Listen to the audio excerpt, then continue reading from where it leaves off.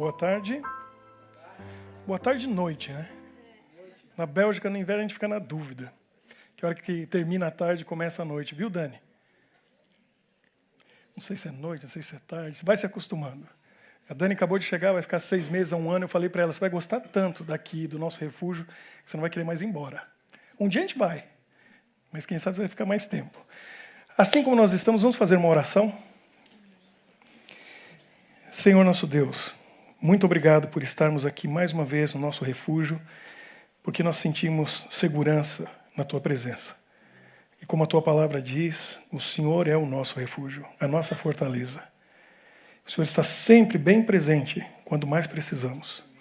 Nos momentos de alegria, de tristeza. E nesse momento que estamos aqui reunidos, como amigos, como irmãos, na Tua presença, pedimos que toque a nossa mente, o nosso coração, ao abrirmos a Tua palavra e falarmos do Teu amor. Em nome de Jesus oramos. Amém.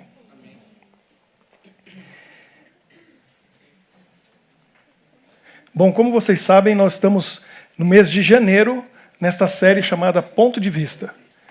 E aqui nós apresentamos os 4 princípios, os 4 pilares daquilo que nós, no nosso refúgio, cremos que são o mais importante. Relacionamento, foi semana passada a visão turva, hoje visão oblíqua. Palavra ruim de falar, né? Oblíqua. Tenta falar aí. É complicado. Por que visão oblíqua? Veja, hoje nós vamos falar sobre serviço. Quem tem uma visão frontal de alguma coisa é uma visão bidimensional. Você só vê largura e altura. E tem gente que passa pela vida assim, sem uma terceira dimensão. Porque o mundo dela e a dimensão que ela tem é ela. Bom, a gente nasce assim, né? Todo mundo é assim, egoísta. A gente pensa na gente. O que eu gosto, o que eu quero, o que eu preciso. O foco está na gente. Quem tem filho sabe. Tem que ensinar eles a servir. E eles mais atrapalham que ajudam. Só queria ajudar, só queria ajudar. Põe eles para ajudar. Ano passado eu fiz um rodízio de pneus no carro. Sabe o que é isso? Tirar os pneus e mudar de posição. Os da frente passar para trás. Eu demorei mais de 1 hora fazendo isso. Meu menino com 3 anos estava lá. 3 anos e pouco. Me ajudou. Ele ficava segurando os parafusos. Aí ele me dava o parafuso. Só queria ajudar. Tem que ajudar. Tem que participar. Para entender que o mundo não é só ele o que ele quer, mas as pessoas também precisam de alguma coisa. Profundidade. Está vendo na imagem? Se você olha só aquela face da frente, é bidimensional. O tridimensional é onde está a profundidade. Pessoas rasas, pessoas sem profundidade, não têm a terceira dimensão. Elas estão precisando de uma visão oblíqua, para ver que o mundo tem uma terceira dimensão. E nessa terceira dimensão estão os outros. A necessidade dos outros, o que eles precisam, o que eles gostam, o que eu posso fazer por eles. Então nós, aqui como cristãos, a gente tem que sempre pensar nisso. O mundo não sou só eu. Se tem um cristão bidimensional, esse cristão não entendeu nada a respeito de Jesus. Ainda não conhece Jesus. Ainda não estudou a Bíblia, não entendeu que existe uma terceira dimensão. Muda a visão. Tem que entender que a felicidade está no serviço. É quando a gente faz o outro feliz que a gente é mais feliz. É ou não é? Não é assim a vida? É ver o sorriso no rosto do outro e você saber, é culpa minha. Como é bom. Essa é uma culpa que todos nós temos que levar. Você tem que carregar essa culpa. Está feliz? De nada. Eu sei que eu fiz por você. Isso é muito bom. E o servir e o ajudar, ele vai desde a coisa mais simples até a mais importante. Olha essa foto, eu achei tão legal. Olha que coisa simples que foi esse ato de serviço, em ajudar alguém. Pela perna, acho que é uma menina que está ali. A amiga dela, cansada, estão no ônibus. Ela precisava descansar, colocou a cabeça em cima da mala, mas a mala, o que tem embaixo? As rodinhas. Ela não vai parar, o ônibus não para. Ela vai vir para trás.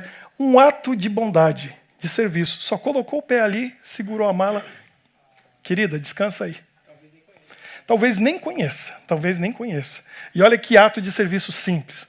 Mas deixa eu falar para vocês de alguma coisa grandiosa que mexeu comigo. Talvez você não tenha ouvido falar do Tim Hoyt. Lá nos Estados Unidos, acho que no estado de Massachusetts, perto de Boston, onde está Harvard, teve um homem que fez uma coisa, o nome dele, Richard Hoyt. Então eles dão o apelido de Dick. E ele deu o nome pro filho dele de Richard também. Então ficou Dick Hoyt e Rick Hoyt. São pai e filho. Quando o filho dele nasceu, os médicos falaram para ele, começaram a ver o desenvolvimento dele e falaram, olha, seu filho infelizmente nunca vai falar, seu filho infelizmente nunca vai andar, não vai se comunicar, não vai ser possível ir para a escola, estudar e fazer o que as outras crianças fazem. E o pai, o Dick Hoyt, falou assim, não vai ser assim. Meu filho vai ter as mesmas oportunidades que as outras crianças, ele vai se divertir como os outros, eu vou fazer todo o possível para que ele tenha uma vida normal. E eu vou dizer uma coisa para vocês, eu sou pai de 2 meninos, ele teve outros filhos depois do Rick, acho que mais 2, e o conselho dos médicos naquela época, isso faz muito tempo, foi de que ele colocasse o filho dele em uma clínica, em algum lugar que pudessem cuidar dele, para não interromper a vida da família, porque não ia dar para cuidar do menino nessas condições e tentarem levar uma vida normal em família. E ele se recusou, ele falou, não, meu filho vai crescer em casa. Então, eles gostavam muito de esporte, o pai, o Dick, e aí ele jogava bola com os meninos, e ali onde ele mora é um lugar muito frio, então o pessoal joga hóquei no gelo. Aí eles colocavam aquele bastão de hóquei preso na cadeira de rodas, amarrava bem o Rick e o outro irmão ia atrás e iam jogando. E foi indo assim, mas naquela época não tinha computador, aí começaram a surgir os primeiros computadores e tal, e ele conseguiu se comunicar. Criaram um sistema para ele poder se comunicar. E ele ia na escola, ele estava lá aprendendo as coisas e tal, participando. Finalmente, quando chegou, ele foi dizer as primeiras palavras. E o pai dele e a mãe dele ficaram esperando para ver quais seriam as primeiras palavras. Na expectativa que ele dissesse algo assim, papai, eu te amo, mamãe, eu te amo, muito obrigado. Não, não foi nada disso. Ele colocou o grito da torcida do time que os irmãos torciam, que a família torcia. E ele colocou lá. As primeiras palavras dele foram essa, torcendo para o time. E aí o pai se ligou e falou, peraí, ele gosta de esportes, ele gosta disso, eu preciso fazer alguma coisa por ele. Logo em seguida, o pai descobriu que tinha uma maratona, tinha uma corrida da escola, e ele levou o filho para participar. Então eles fizeram como está ali, uma cadeira de rodas especial, com uma roda na frente, o pai ia atrás correndo, empurrando o filho. E o menino devia ter ali uns 10, 11 anos de idade. E quando ele terminou, passou na linha de chegada, e todo aquele pessoal aplaudindo, ele só conseguiu levantar o braço assim, comemorando, e depois ele, com o computador dele, ele conseguiu comunicar para o pai dizendo assim, ele falou, papai, naquele momento eu senti que eu não era deficiente, que era uma criança normal, porque eu participei da corrida toda, como todo mundo, e cruzei a linha de chegada. O pai, quando viu aquilo, tomou uma decisão. A vida só acontece uma vez, e o meu filho não vai passar por essa vida sem ter essas alegrias, sem participar dos eventos. E ele começou a correr maratonas com o filho, empurrando na cadeira. E eles participaram durante toda a vida. O tempo foi passando, e eles foram envelhecendo, e eles continuaram. O Dick, que já gostava de esporte, se tornou um verdadeiro atleta. E ele continuou participando de maratonas. Quando ele estava com 40, 50, 60, 70 anos de idade.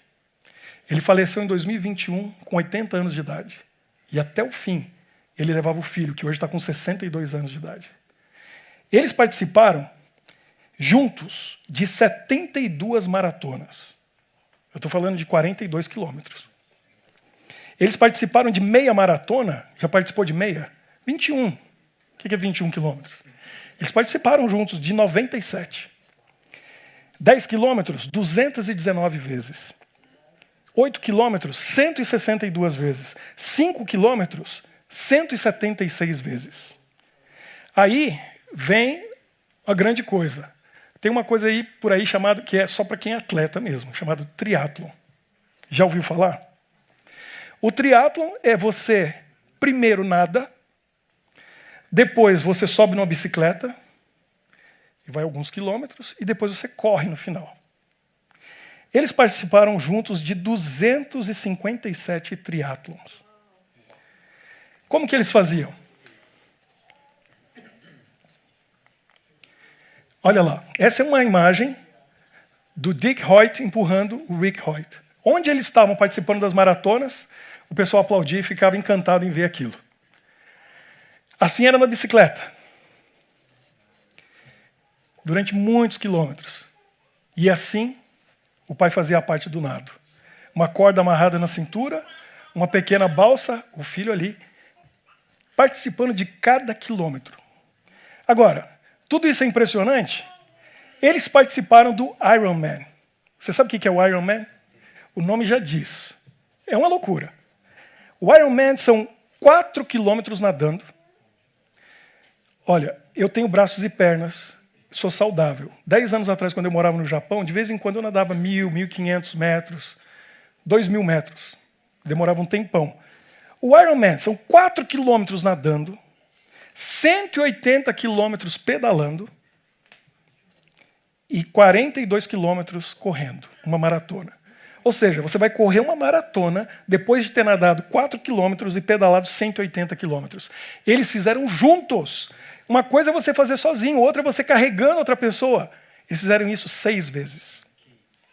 Meio Ironman, que não é nem um pouco menos difícil, porque são nadar 2 quilômetros, correr bicicleta, né? Pedalando 90 e meia maratona, correndo 21 quilômetros. Eles fizeram 7 vezes. Esse foi o Tim Hoyt. E lá em Boston está imortalizado. Quando o pai morreu agora em 2021, na frente de uma escola, num prédio que organiza as maratonas em Boston, está lá o monumento eternizado. E o Tim Hoyt está em várias cidades do mundo, porque é onde as crianças deficientes, os pais descobrem isso, eles colocam as crianças para participar dos eventos e envolvem elas de uma maneira fantástica. Eu fiquei impressionado, porque isso é amor, isso é serviço. Esse homem recebeu cartas do mundo inteiro, milhares de cartas. E algumas delas ele falou, essa é a minha recompensa, esse é o meu prêmio. Pais mandando para ele uma mensagem dizendo, eu tenho 3 filhos, eu achava que era um bom pai, até conhecer você e a sua história. Agora eu sei o que é ser um bom pai. E eu espero ser, para o meu pai, um pai, meus filhos um pai assim, Pedro, está chegando o Gael. Vai pensando o que é ser pai. Isso é ser pai de verdade. Agora, servir quem a gente ama, nossa família, é uma coisa relativamente normal. Se bem que isso vai além de tudo que eu já vi na minha vida. Passou a vida dando para o filho que não ia ter uma vida de verdade. Agora, eu quero contar para vocês, mostrar um pouquinho para vocês da Anya Loven. Essa moça bonita, olhos azuis, mas eu vou dizer uma coisa para vocês. A beleza exterior dela nem se compara com a interior. O que ela tem no coração supera esse rosto bonito. Porque a Anya é dinamarquesa e faz alguns anos ela foi de férias com o esposo para a África. Foi para a Nigéria. E quando ela chegou na Nigéria, ela viu a pobreza nas ruas, as crianças passando fome, andando na rua. Aquilo tocou o coração dela de uma maneira tão forte que ela resolveu voltar para a Dinamarca, vender a casa, vender tudo, pegou todo o dinheiro, se mudou para a Nigéria para tirar as crianças da rua, para dar comida para elas. E está aí. Hoje ela mora lá, na Nigéria. A última vez que eu vi, ela tinha 48 crianças, que ela tirou da rua para dar alimento, para dar uma vida digna. Uma das histórias mais marcantes foi esse menino, que encontraram na rua com mais ou menos 2 anos de idade, literalmente pele e osso. E ela está aí sendo fotografada, dando água. Quando eu vi essa foto, eu fiquei pensando, né? Às vezes a gente vê uma pessoa assim com a perna, o braço todo tatuado, um piercing aqui, outro ali, e fica pensando, essa pessoa está meio longe de Jesus. A Anya está aí para provar o contrário. Porque o que ela faz prova que o que ela tem no coração é Jesus. Tem amor. Ela tirou esse menino da rua, dá uma olhadinha só, 8 semanas depois. Esse é aquele menino, 8 semanas depois. Ele precisava de comida e de amor. Olha a mudança. Agora a Anya refez a foto 1 ano depois. Esse é o mesmo menino 1 ano depois. Era o que ele precisava. E aqui está ele, em 2020. Olha aqui, vida que podia ter sido perdida, mas porque uma pessoa se importava, uma pessoa disse, eu vou fazer a diferença, eu vou fazer a minha parte. Mudou a vida dessas crianças. A gente tem vários exemplos por aí, de pessoas que dedicaram sua vida, seu tempo, seus recursos, seus talentos, para servir. Teve gente que chegou aqui hoje, já está servindo, né? Aqui você chega, depois eu vou falar um pouco mais, aqui é um lugar que não é para assistir. Eu falei pro pessoal, você quer assistir alguma coisa? Você fica na sua casa, liga a sua tela bem grande lá, Netflix. Hoje tem mais que Netflix, tem várias opções. Vai no teatro, vai no cinema, quer ver coisa interessante, vai no museu. Né? Aqui não é lugar para vir assistir, aqui é lugar para a gente se envolver, participar, fazer a diferença. E eu vou mostrar para vocês como que esse é um dos pilares. Mas esse pilar do nosso refúgio, ele é baseado na vida de Jesus, no exemplo de Jesus. Porque Jesus, ele veio, e ele mesmo diz isso, ele veio para fazer a diferença. E ele não veio para reinar, porque ele é o rei do universo. Ele veio para ensinar a gente o que é o amor de verdade. Ele veio para servir. Ele veio em forma de servo. Olha só, o que diz lá em Filipenses 2:7. Antes a si mesmo se esvaziou, assumindo a forma de servo, tornando-se em semelhança de homens. Jesus veio em forma de servo. Ele não veio em forma de homem, simplesmente. Ele veio para servir. E Jesus mesmo, ele diz isso.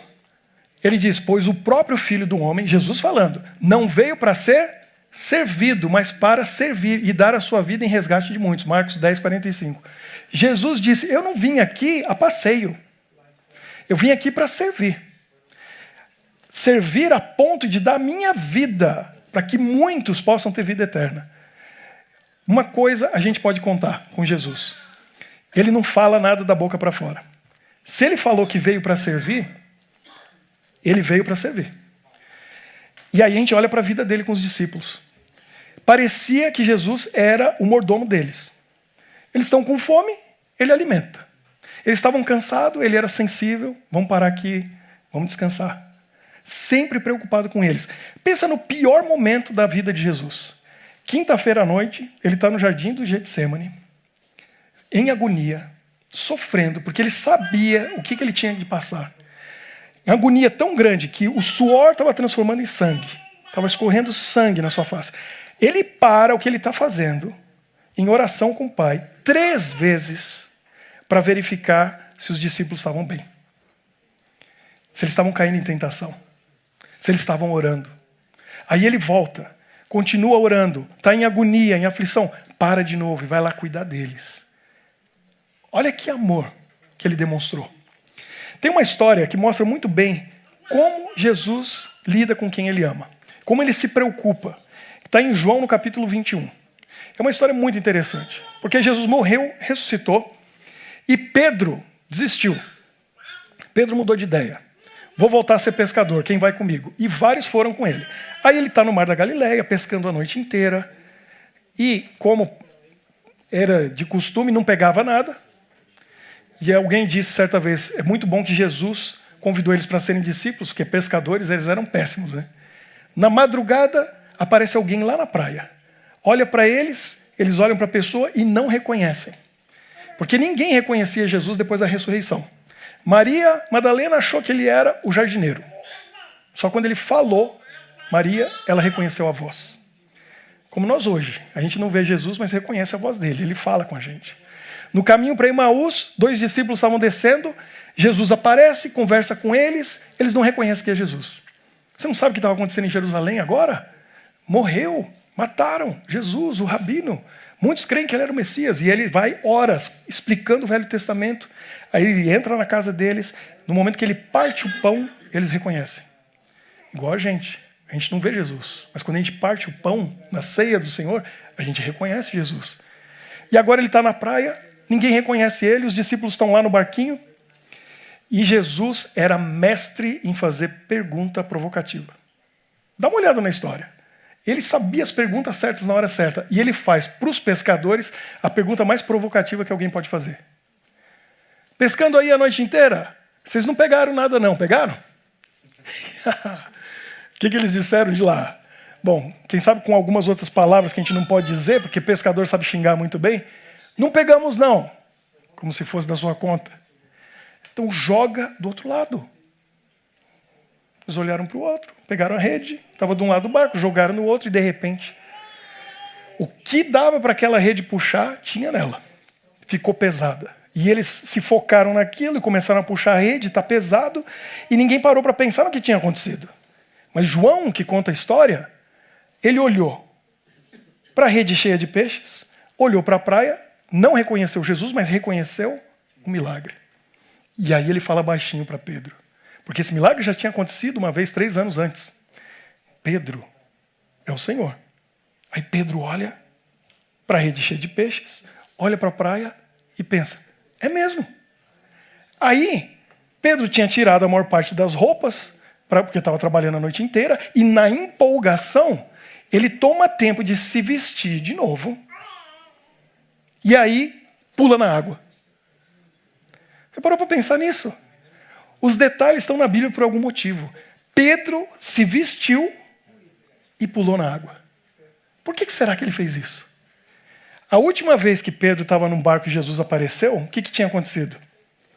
Jesus veio andando sobre as águas e Pedro foi lá encontrar com ele. Eu não tenho a palavra final nisso, porque o texto não explica isso.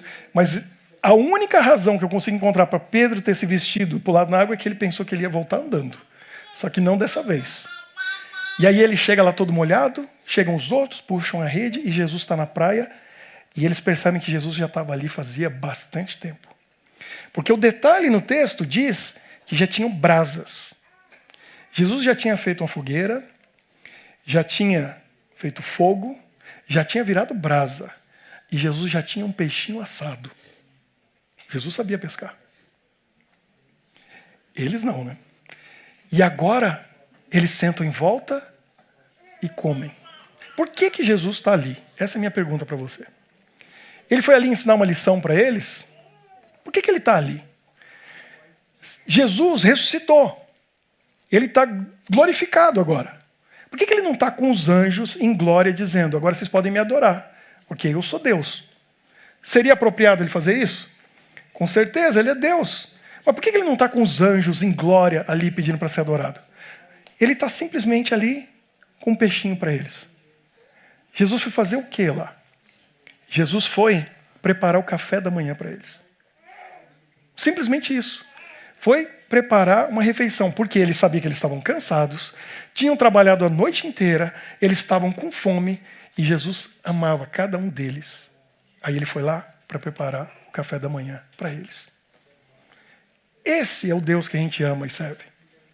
Um Deus que ama tanto as suas criaturas que se preocupa com os detalhes. Se a gente para pensar, tem um outro texto, uma outra história que define bem quem é Jesus. Que foi esse momento. E aí foi o momento máximo de Jesus mostrar que ele não fala nada da boca para fora. Quando ele disse, o Filho do Homem veio para servir, não para ser servido. Ali ele provou. Durante 3 anos e meio, os discípulos ficaram discutindo entre eles, quem vai ser o maior? Quem vai ser o maior? Esse é o Messias, ele vai reinar, ele vai subir no trono. Quem vai sentar do lado direito dele? Quem vai sentar do lado esquerdo? A gente conhece a história. Eles discutiram. E se você vai no livro de João, no capítulo 13, aí você vai ver que eles fizeram a ceia, Jesus partiu o pão, eles tomaram vinho, e depois disso, eles começaram a discutir de novo quem seria o maior. Aí começaram. Pedro, Tiago, João, Felipe, todos eles ali discutindo. E Jesus, eu acredito, cansou de tentar ensinar com palavras. Era a última noite. E aí ele foi para a parte prática. Sem dizer nada, enquanto eles estavam discutindo, ele se levantou, pegou a bacia, pegou a água, a toalha e começou a lavar os pés dos discípulos. E eles lá falando, discutindo. E de repente olharam aquilo e falaram, o que está acontecendo? Isso não é normal. É um mestre. Quem fazia aquilo eram os escravos, eram os servos. O mestre está lavando os pés. E aí nessa hora, todos eles que estavam ocupados falando e discutindo, fizeram o quê? Calaram a boca. Calaram a boca na hora. Todos, menos um.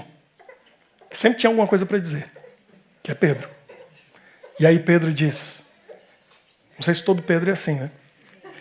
Tem 2 aqui. A mim não. Meus pés o senhor não vai lavar. E aí Jesus diz para ele o quê? Se você não deixar eu fazer, ou não aceitar o que eu vou fazer, você não pode ser parte do que eu me propus fazer aqui. Você tem que aceitar quem eu sou. E nós hoje, a mesma coisa, a gente tem que aceitar quem Jesus é. Ele é nosso servo. Ele veio para servir. E se a gente não aceita Jesus como servo, a gente não pode ser parte disso tudo. Jesus queria lavar os pés de Pedro. Mas mais do que isso, ele quer lavar o coração de Pedro, a alma dele, como ele quer lavar a sua alma, o seu coração, a sua vida. E eu tenho que aceitar. Só isso. Eu aceito que Jesus veio para servir. Quem? A mim. E ele quer lavar os meus pés. Ele quer lavar meu coração. Ele quer tirar toda sujeira, toda impureza, todo pecado de dentro de mim. E ele vai fazer isso. Agora, se você é discípulo de Jesus, ele não parou por aí. Porque ele falou, depois de ter feito aquela cerimônia, Pedro aceitou. Ele disse o quê? Ora, se eu, sendo o Senhor e o Mestre, mas não é só isso, se eu, que sou o Criador do universo, eu que criei esse planeta, eu que fiz tudo que existe, eu que fiz você, vos lavei os pés, também vós deveis lavar os pés uns dos outros. Porque eu vos dei o exemplo, para que como eu vos fiz, façais vós também. Vocês são meus discípulos? Sigam o Mestre. Eu tenho o direito de reinar no universo, mas eu me humilhei ao ponto de me ajoelhar diante de você. Imagine você nesse lugar, nessa cena, nesse momento. Você consegue imaginar? Feche seus olhos. Feche seus olhos. E imagine que Jesus está diante de você. E ele está se ajoelhando. Ele tem uma bacia com água, uma toalha. E de repente você sente a água e a mão de Jesus lavando o seu pé. Essa mão é a mão de quem te fez. Essa mão é a mão que criou essa terra. Que criou o sol, a lua, as estrelas, essa galáxia, criou o universo. Essa mão está tocando os seus pés e está lavando os seus pés. Pode abrir seus olhos. Você consegue entender isso? Você consegue imaginar que o Deus Criador do universo fez isso? Porque ele disse, eu sou o servo de vocês. Eu vim para servir. Eu não vim para ser glorificado, exaltado, para receber honras. Eu tenho lá, no meu trono, eu tenho bilhões de anjos que me adoram. Eu vim aqui para ensinar a vocês o que é grandeza. Porque no meu reino, Jesus disse, o maior é o servo de todos. E se você serve todos, você vai ser exaltado. Por ele. Por quê? Porque você se assemelha a ele. E aí Jesus vai dar para você grandes coisas. Porque ele quer fazer de cada um de nós uma cópia dele. Sabe por quê? Porque não existe nada melhor do que isso. E Jesus quer para você o melhor. Aí ele quer que nós sejamos um exército dele, cópias dele. Você não perde a sua identidade, quem você é, mas o amor que você tem no coração é o mesmo que ele tem. O desejo de servir é o mesmo que ele tem. E aí você vai entender o que é ser feliz. Você acha que Jesus não foi feliz no tempo que ele passou aqui na Terra? Ele viveu para os outros. E onde ele ia, ele via pessoas tristes, cabisbaixas, sofrendo. Um porque era cego, o outro porque era paralítico, o outro porque tinha algum outro problema, uma mulher que estava doente há tanto tempo, um homem 38 anos na beira de uma piscina ali, esperando um milagre. Encontrou Bartimeu em Jericó. Quando Jesus saía de uma cidade, não tinha mais ninguém triste ali. Ele deixava um sorriso no rosto de todo mundo. Era a mãe e o pai feliz por causa do filho. Era a pessoa feliz por ela mesma, mas ela via um monte de gente feliz ao redor. Era contagiante. Que vida maravilhosa foi a vida dele. E aí, no final da vida dele, em João 14, verso 12, ele diz, vocês são meus discípulos. Tudo isso que eu faço, vocês vão fazer também. Vocês vão fazer a mesma coisa. Aí ele diz, coisas ainda maiores vocês farão. Porque vocês são meus discípulos. Siga meu exemplo. Faça o que eu estou fazendo. E vocês vão descobrir o que é felicidade. É você se sentir culpado da felicidade do outro. Isso é ser feliz. É você ver um sorriso no rosto da outra pessoa e falar para si mesmo, fui eu que fiz isso. Fui eu que pintei esse sorriso lá. Porque eu servi, porque eu ajudei, porque eu apoiei. Todos nós podemos fazer isso. E aqui, na nossa comunidade, no nosso refúgio, nós fazemos isso. E você vai ter oportunidade de fazer isso. De ajudar, se você quiser. Nós já estamos com programas sendo preparados para o ano. para você se envolver com atividades que vão fazer isso. Aqui no estacionamento, lá atrás, a gente tem esse caminhão. Ali está o Jonathan, que é o responsável pela ADRA, na Bélgica. Foi ideia dele criar esse caminhão que faz o alimento na hora para alimentar as pessoas que moram na rua e os refugiados que estão aqui na Bélgica. Está ali comigo a Gabi.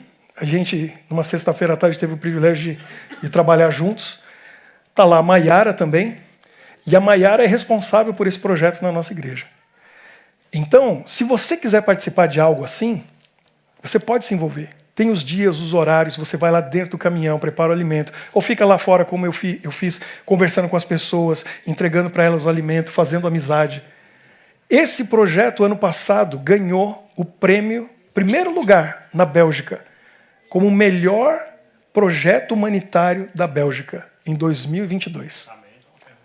Por quê? Porque aqui muita gente, muitas igrejas e muitas instituições vão para as estações de trem e dão alimento, mas é um sopão com um pãozinho. O sopão vem lá, não sei de onde. Aqui é um alimento saudável, vegetariano, preparado na hora, que é dado para a pessoa. Durante a semana, o caminhão vende também refeições, e a pessoa que compra a refeição naquele caminhão, ele é autossustentável esse projeto. Ela sabe que com aquele hambúrguer ou hot dog que ela comprou, ela vai alimentar 2 pessoas. Olha que coisa fantástica. Esse projeto é um dos muitos projetos que a gente tem aqui. E a gente quer convidar você para participar deles. Para você estar junto com a gente em cada um desses projetos. Eu quero convidar a Fran para vir aqui. E a Maiara. A Maiara é responsável por esse projeto especificamente. E a Fran e o Ademir, que não está aqui, ele está em Santos. Estou sabendo. Está na praia em Santos, olha só. O que você está fazendo aí, Ademir? Deixa aí, né? Quando ele chegar, a gente conversa, né? A Fran e o Ademir, eles são os responsáveis no nosso refúgio pelos muitos projetos que a gente vai fazer. Dias diferentes, horários diferentes, atividades diferentes durante o ano. E vai ser uma coisa maravilhosa, porque a gente vai ensinar que é ser feliz. Você já fez isso no Brasil, você sabe como é gostoso. Muito.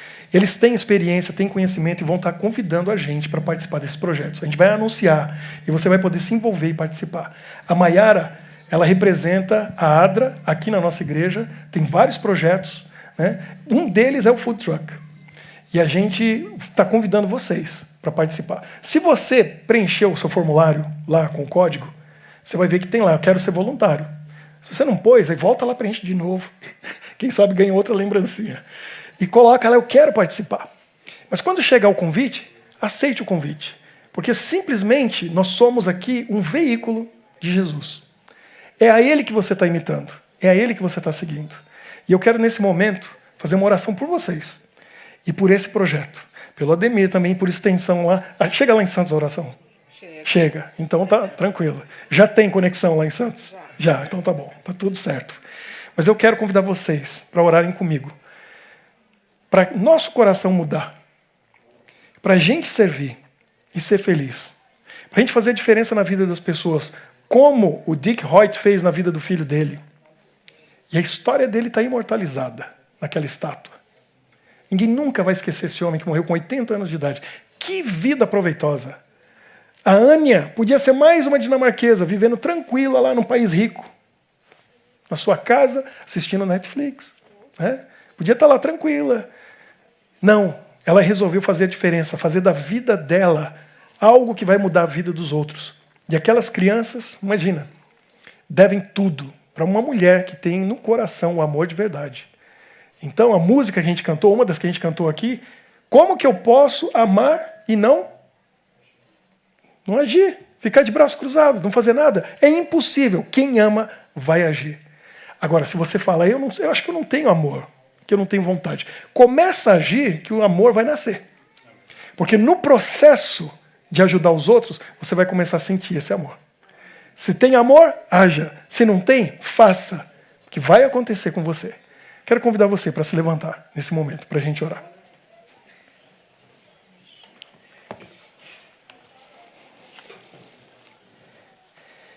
Querido Deus, muito obrigado, porque nós temos tudo o que nós precisamos. E se às vezes passamos por necessidade, o Senhor supre a necessidade. Mas ao nosso redor, tem muita gente que tem muito menos. Estão precisando de muito mais. E a gente pode fazer alguma coisa. A gente pode ajudar. A gente pode servir. Projetos existem, meios existem, mas muitas vezes não tem voluntários. Não tem pessoas suficientes que querem servir, que querem ajudar. E hoje a gente confia que o teu amor vai fazer parte do nosso coração, da nossa vida. E a gente vai fazer da nossa vida, que acontece só uma vez nessa terra, algo significativo. Algo que vai fazer a diferença na vida de alguém. Cada um aqui hoje tem o desejo de servir. Às vezes não sabemos como. Ajude a nós aqui no nosso refúgio encontrar esses caminhos, para que cada um encontre o seu dom, o seu talento e possa fazer a diferença na vida de alguém. Obrigado pela Maiara, pela Fran, pelo Ademir, que estão se dedicando à frente desses projetos. Colocamos a vida deles nas tuas mãos e pedimos a tua bênção especial por eles e as suas famílias. Nós oramos e pedimos isso tudo em nome de Jesus. Amém.